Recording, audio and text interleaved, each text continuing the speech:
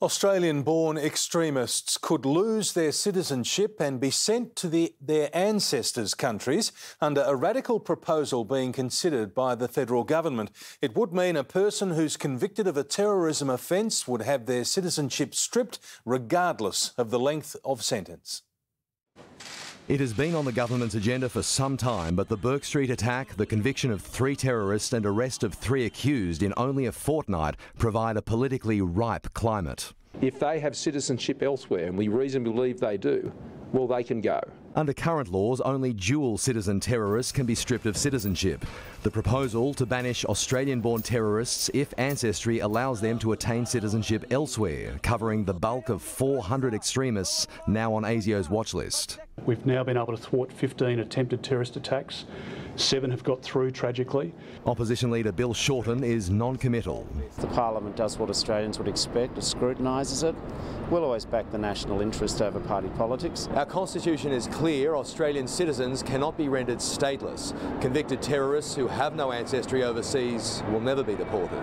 Abolishing basic rights and freedoms, such as the right to citizenship, is not in accordance with a free society. A roundtable meeting with Muslim leaders was described as harmonious and productive today.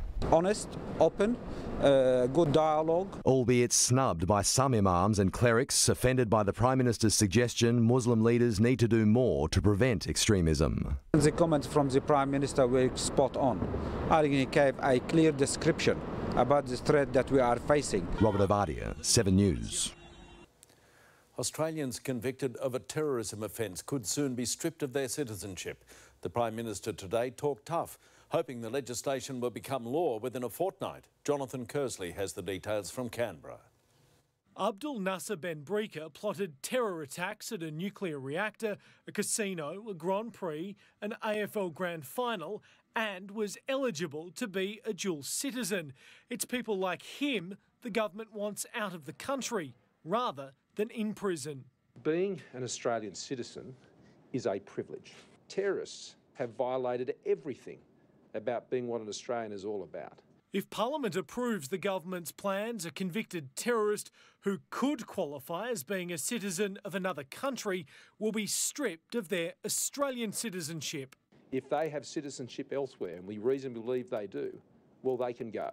Also, Australians suspected of fighting with terrorist groups overseas will be locked out of Australia for at least 2 years.